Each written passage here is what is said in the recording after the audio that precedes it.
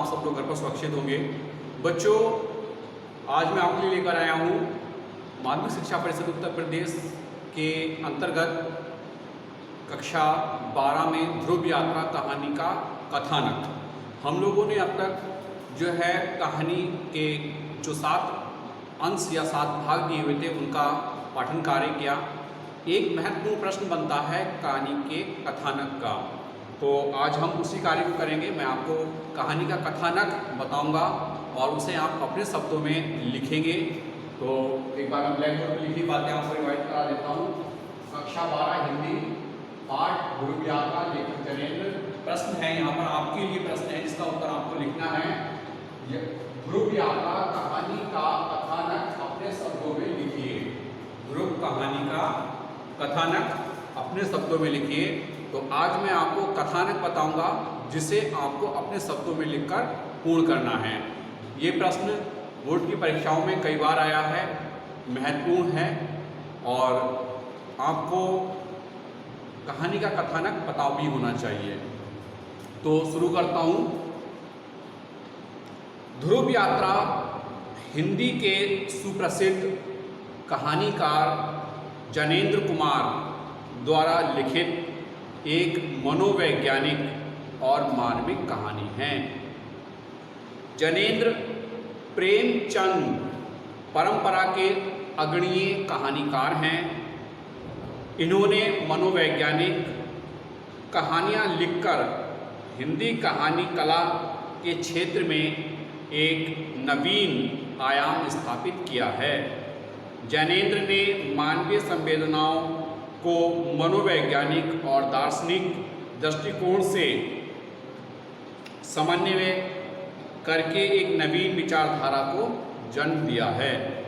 इस कहानी में जनेंद्र ने एक सुसंस्कारित युवती के उत्कट प्रेम की पराकाष्ठा को दर्शाया है, जिसमें प्रेम को नारी से अलग एवं उच्च स्थान दिया गया है।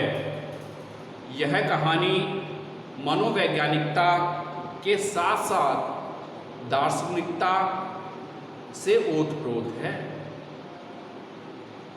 कहानी का प्रत्येक पात्र कर्तव्यनिष्ठ एवं नैतिकता के प्रति सचेत दिखाई पड़ता है, जिसकी पूर्णता के लिए वे जीवन अर्पण करने से भी डरते नहीं हैं। कहानी का कथानक स्पष्ट, सरल एवं चुटीला है। शीर्ष की सार्थकता एवं व्यापकता संपूर्ण कहानी के साथ साथ परिभ्रमण करती दिखाई पड़ती है। कहानी का उत्कर्ष एवं समापन शीर्षक के साथ ही हुआ है। इस कहानी में गति उस समय आ जाती है जब राजा रिपुदमन उत्तरी ध्रुव से आ जाते हैं। पात्रों का वैचारिक मंथन पूरी कहानी में कौतूहलपूर्ण रहा है। इसका कथानक संक्षिप्त, रोचक, यथार्थपरक, स्वाभाविक, मार्मिक एवं प्रश्नोत्तर शैली से व्यवस्थित हुआ है।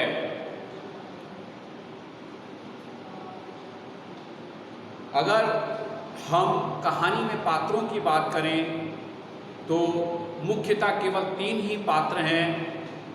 एक राजा रिपुदमन, दूसरे उर्मिला और तीसरे आचार्य।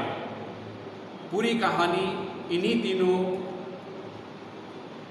के साथ घटित होती है। राजा रिपुदमन ध्रुव यात्रा अर्थात उत्तरी ध्रुव पर विजय पताका फहराकर भारत आते हैं। सभी देशवासियों तथा विदेशों से उन्हें बधाइयाँ प्राप्त होती हैं। राजा रिपुदमन अंदर ही अंदर किसी सोच में रहते हैं।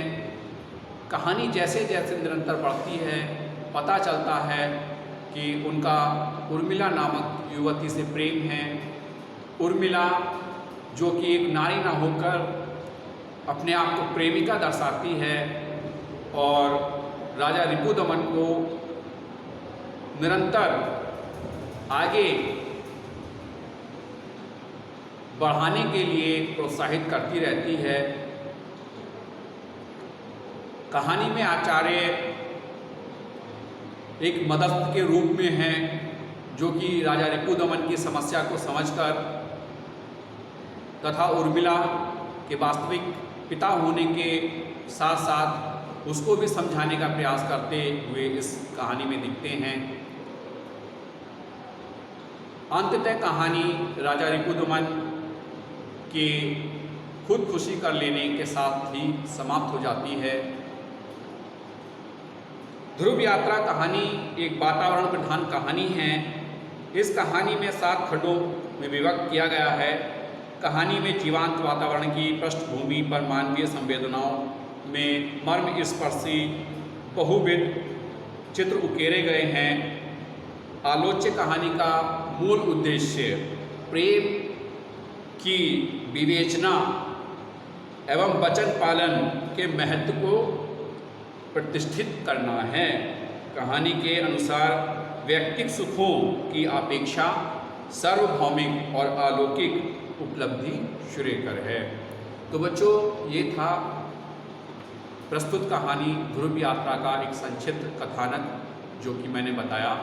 इसको आप अपने शब्दों में लिखेंगे। मैंने प्रश्न भी आपको दिया है कि ध्रुव यात्रा कहानी का कथानक अपने शब्दों में लिखिए।